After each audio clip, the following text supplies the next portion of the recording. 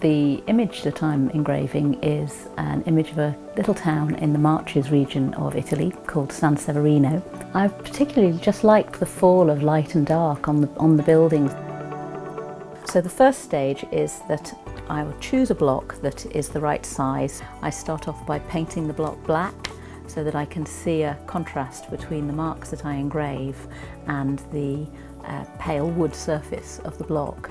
So the next thing that I do is that I will make a tracing of the section of my drawing that I want to transfer onto the block, and then I only trace the outlines. I don't try and trace any of the detail of my drawing, just the structure. So for instance, I wouldn't even begin to try and trace all this detailing in the roofs of this building, because the act of engraving should be another creative process so that you're making something new. The next thing to do is to trace it onto the block, and obviously the vital thing to remember is that you have to reverse it. So you have to turn it over, because otherwise the engraving will come out back to front, and then you just very carefully trace it without using anything harder than an HB pencil, because you can actually bruise the wood. I'm transferring the pencil mark onto the block because the pencil mark is on the other side of the tracing paper.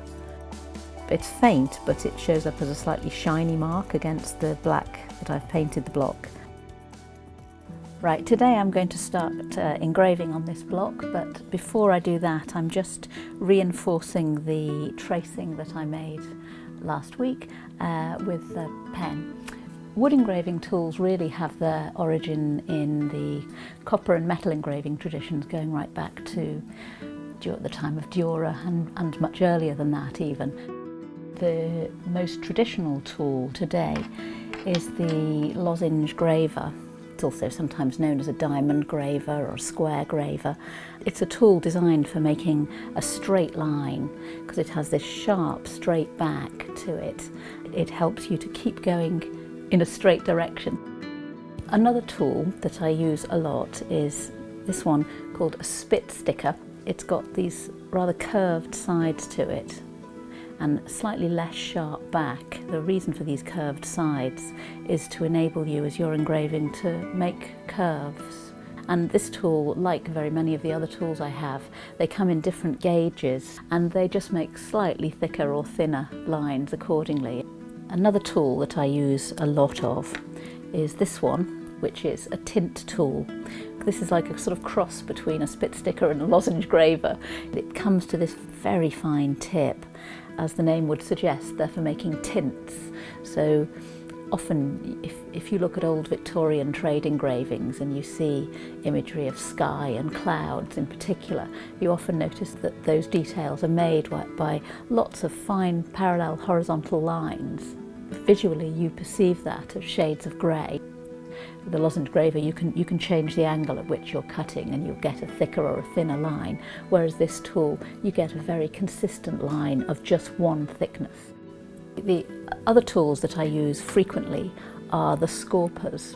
Rather than coming to a fine point, these tools come to a squared off cutting tip. The main use for these tools is for clearing out large areas on your block that you want to be completely white in the finished image. And the last type of tool that I use frequently is a round scorper, and they're like the square scorper in that they don't come to a point, but unlike the square scorper, these come to a round cutting tip rather than a square cutting tip. You can make straight lines in the same way as you can with a square scorper, but you can also make dots that have a round profile to them rather than a square-shaped dot.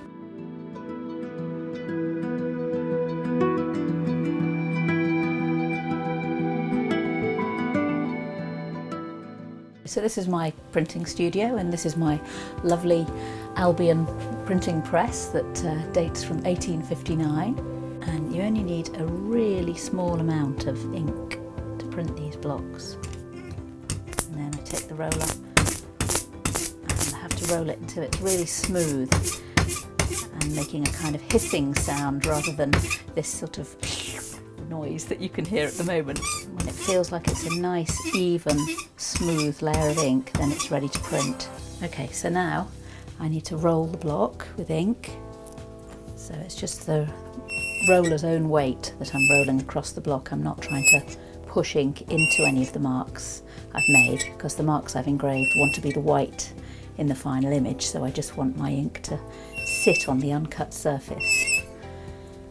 And you know when it's got enough ink on it when you hold it up to the light and it sort of sparkles all over, which it's doing.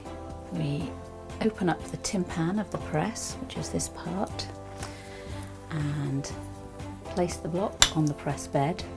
Just try with a little spot of Japanese paper for now. Now I wind the whole press bed underneath this part, this is the platen of the press, and this provides the pressure. So then I pull this arm,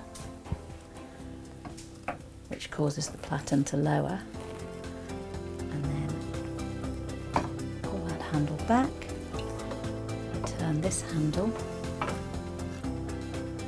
open the tympan again, and then we'll see what we've got. It's not bad.